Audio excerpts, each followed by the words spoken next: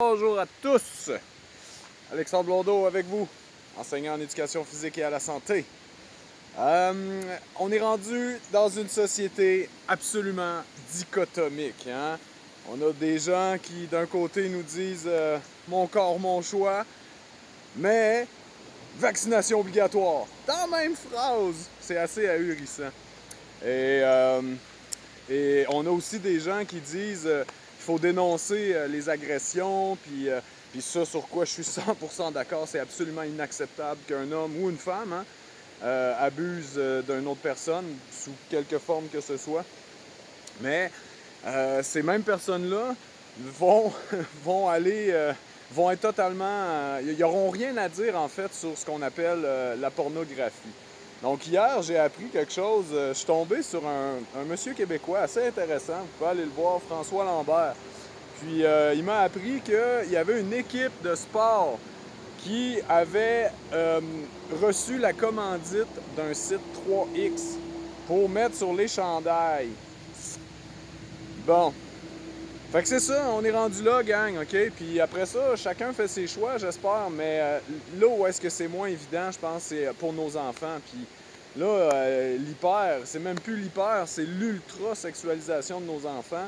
À un moment donné, il faut minimalement éduquer. Puis ce qui, moi, me jette à terre quand je vais dans les écoles secondaires particulièrement, quand j'allais, hein, faut parler au passé maintenant parce qu'on va vers l'avenir. Donc, ce qui me jetait à terre, c'est le calibre totalement médiocre de l'enseignement à ce qu'ils appellent l'enseignement à la sexualité. Okay? Donc, premièrement, je pense pas que nos enfants ont besoin d'avoir aucun renseignement outre. Puis encore là, en troisième, quatrième secondaire peut-être, mais avant ça, je veux dire, la mécanique. Pensez-vous vraiment que c'est là qu'il y a un problème dans la mécanique de la chose? Non, je pense pas, OK? Donc, à l'École nationale d'apprentissage par projet, l'objectif, c'est d'apprendre à courtiser, OK? Là, je parle d'un point de vue masculin, hein? Mais, à ce moment-là, quand on va donner ces notions-là aux jeunes, ces connaissances-là, cette transmission culturelle-là, beaucoup plus, hein? Ben, l'objectif, ça va être vraiment de séparer les garçons et les filles pour qu'on puisse vraiment se parler, hein, sans avoir une espèce de gêne, une réserve, soit chez l'enseignant ou soit chez l'élève, parce que l'élève, lui, il entend, puis il n'entend pas des choses. Hein. Ça, on comprend ça quand on enseigne, hein, qu'il y a des paroles qu'on dit que, oups, ça rentre au poste, puis il y en a d'autres, ça part. Donc, séparer les groupes. Pour le reste du temps, moi, j'ai pas de problème. En mix, gars-filles, je pense qu'il faut apprendre à vivre ensemble. Mais pour ce sujet-là particulier, c'est important de séparer les garçons des filles. Donc, d'un point de vue d'homme, la transmission, moi, principale que je veux faire avec l'expérience que j'ai acquise dans ma vie, puis je suis né dans un monde où ce que ça commençait. Là, j'avais 14-15 ans, là, les premiers BBS, hein, ceux qui se souviennent, les babillards électroniques. On allait chercher bien des photos de femmes en bikini là-dessus. Hein. Dans ce temps-là, c'était juste... Puis encore, c'était ça pareil. Hein? Donc c'est ça. Donc, moi, j'ai appris avec mon expérience que le grand manque des hommes de ma génération, puis des jeunes hommes, c'est juste pire, c'est comment qu'on courtise une femme. Hein? Une femme, là, une vraie femme féminine, là, elle veut pas que tu la tarabusques. Hein? Elle veut sentir qu'elle est importante pour toi. OK? Donc ça, c'est des notions qu'il faut transmettre, le courtisage, hein? Puis toute la notion de sensibilité, OK?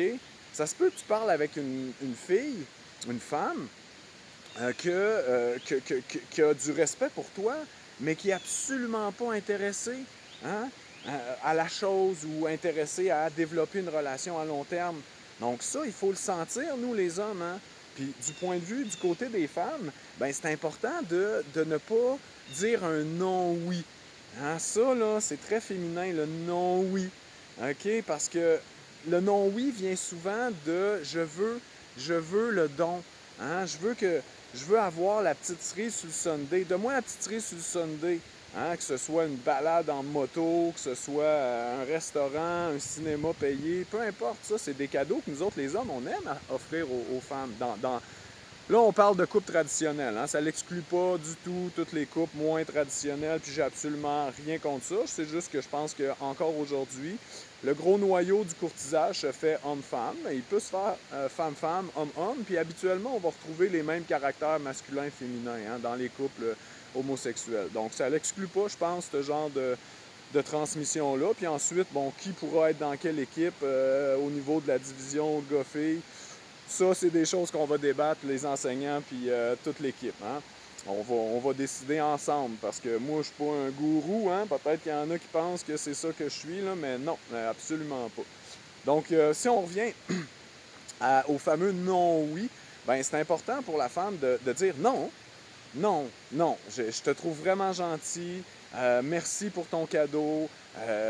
Mais si tu me le donnes pour qu'on aille plus loin, j'aime mieux pas le recevoir. Mais si tu me le donnes parce que tu as le goût d'avoir un lien de réciprocité riche, hein, qui épouse la richesse de mon contenu, ah, ben là, peut-être que sur un plus long terme, on va se revoir, etc.